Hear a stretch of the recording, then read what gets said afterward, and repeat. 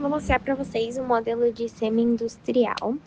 Quando você for comprar a sua semi-industrial, você vai ver que ela é bem parecida com o modelo que eu tô usando, porque elas têm um padrão assim de cabeçote. E aqui eu tô gravando é na Yamata 2133, mas vocês conseguem ver que o modo de utilizar a máquina vai ser bem parecido para quase todos os modelos. Pensando que atualmente no mercado a gente não tem um modelo de semi-industrial eletrônica. Eu vou mostrar para vocês as principais diferenças para uma reta antes de costurar. Essa alavanca, ela vai mostrar pra gente se a costura é em reta ou em zigue-zague. Então, a gente tem dois modos de costura. E eu vou fazer cada um desses modos mais pra frente no vídeo. Voltando para os diferenciais que tem de uma reta industrial, a gente também pode ressaltar a lubrificação. Levantando a máquina nas retas, a gente consegue ver o dispenser de óleo, enquanto na semi-industrial já não tem essa parte para a gente colocar o óleo debaixo da máquina. Para a gente fazer a lubrificação, ela é feita de forma manual. Então, tem umas bolinhas na máquina, vocês conseguem ver essas pintinhas, onde a gente vai pegar o óleo e pingar. A gente tem tanto na parte de cima do cabeçote quanto na área de costura. Então, pegando esse óleo, a gente vai pingar nessas marquinhas quando a máquina estiver fazendo muito barulho. Também podemos ressaltar mais duas diferenças. A primeira delas é na caixa de bobina. A gente tem um modelo um pouco similar, mas no final tem como se fosse um rabinho de porco para você colocar a linha. Então dá para ver no vídeo como que é esse rabinho de porco. E eu vou pegar uma caixa de bobina de uma reta para mostrar para vocês como que é. Então, com esse rabinho de porco e sem ele.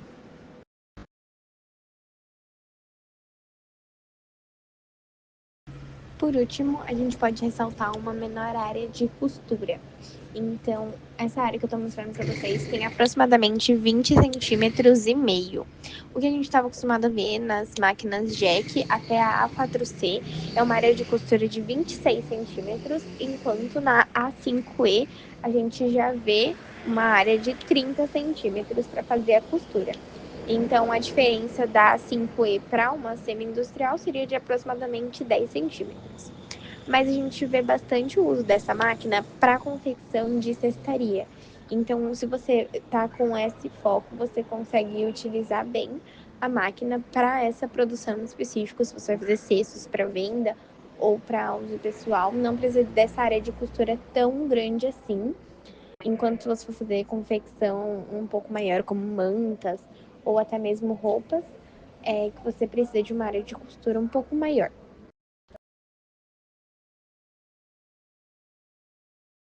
Eu vou fazer a demonstração primeiro da costura reta. A gente consegue visualizar se a costura vai ser feita em linha reta quando a gente olhar a alavanca e ela estiver toda apontada para baixo. Então, da forma que eu tô mostrando para vocês no vídeo, já mostra que ela vai ser feita em linha reta e não em zigue-zague. Então, eu vou demonstrar um pouco da costura para vocês.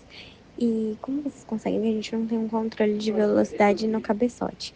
A gente vai controlar 100% no pedal. Então, pisando um pouco mais forte, a gente costura mais rápido. Enquanto se dá um toque mais leve, a gente vai costurar um pouco mais devagar. Vou mostrar para vocês como que ficou a minha costura. E o corte de linha é 100% manual. A gente não tem um corte de linha automático também. Então, essa é a costura e quando a gente vai levantar o crocodilo para tirar o tecido, a gente consegue fazer de forma manual por trás, né, do cabeçote, mas também tem a joelheira, caso você queira usar. A milimetragem, eu estou usando 3 milímetros, que ficou dessa forma a costura. Eu vou aumentar para 5. Para a gente mudar, a gente vai abaixar a alavanca de retrocesso e alterar essa milimetragem. Então, vai de 0 a 5 milímetros. Eu vou deixar no máximo para mostrar para vocês como que fica essa costura com 5 milímetros.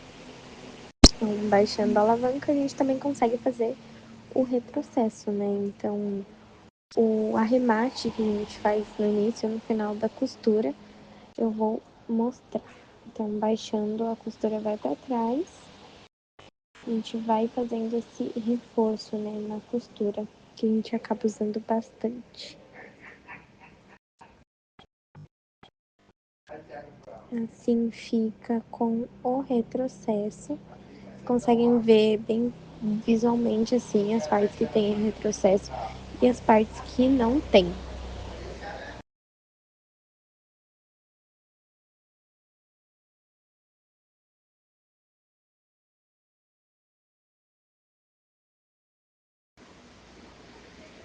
Quando estiver fazendo a costura, a gente consegue mudar a posição que está a agulha também. Então, se você fizer a aplicação de um zíper, por exemplo, que você quer que esteja mais próximo do calcador, porque esse calcador ele é um pouquinho mais largo, mas se você vai usar a reta para fazer zíper, você consegue mudar a posição que está a agulha para ficar um pouco mais perto da lateral do calcador. Então, vocês conseguem ver que alterando esse pininho, vai mudar a posição da agulha. Então, se a gente ir mudando, a gente consegue deixar tanto mais na lateral da esquerda quanto na lateral da direita. Então, você consegue ir vendo o que é melhor para a sua costura que você está fazendo. E alterando isso. Então, dá para deixar tanto ele centralizado quanto em cada uma das laterais. Vou deixar a agulha centralizada pra gente mudar pro zigue-zague. E uma das coisas também que a gente tem que reparar da agulha é se quando a gente for alterar tanto pro zigue-zague quanto a posição dela, ela tá acima do tecido. Pra gente não acabar alterando e se ela estiver embaixo, ela dá uma entortada na nossa agulha. Então, pra mudar pra zigue-zague, a gente vai alterar a alavanca que eu tinha comentado. E a gente tem essas duas travinhas. Então, a gente vai desroscar um pouquinho a travinha pra soltar ela e mudar a posição para diagonal, porque a diagonal ela muda o tipo de costura, né? E quanto mais inclinado ele estiver, maior vai ser a largura do nosso zigue-zague. Então, se deixar pouquinho, a largura vai ser um pouco menor. Enquanto se colocar todo na diagonal, que é essa posição que eu vou deixar agora, ele vai fazer um zigue-zague mais largo. Então, depois que mudou isso, a gente vai girar a travinha para travar nesse modo de costura mesmo e conseguir fazer o nosso zigue-zague. Então, eu vou costurar e mostrar para vocês. Então, lembrando da questão da agulha, né? Então, sempre tá atento a isso também. Como vocês conseguem ver, tô mostrando com a tesourinha que tem essa distância, né? Que a gente precisa ter. E sempre quando for mudar a posição dela, não dá essa tortada, essa quebrada na agulha, essa dor de cabeça que a gente consegue evitar de uma forma muito prática. Eu vou mostrar então a costura, como que fica, num ponto mais largo e também tem a questão de que eu estou fazendo com 5 milímetros. Então, além de estar mais largo o zigue-zague, o ponto também vai estar mais largo e vocês vão conseguir ver a diferença de quando eu fizer de 5 milímetros para 3 milímetros, que eu vou alterar também. O meu pano, ele é um tecido de malha, então ele dá essa repuxada, mas se você for fazer em algum tecido mais firme, não vai ficar repuxado assim o zigue-zague. Então a gente consegue ter uma noção de como que fica essa costura zigue-zague. E se você for usar algum jeans ou alguma coisa mais firme, não precisa ter essa preocupação de repuxar o tecido que está sendo feito. Então, vou baixar a alavanca de retrocesso e mudar para 3 milímetros.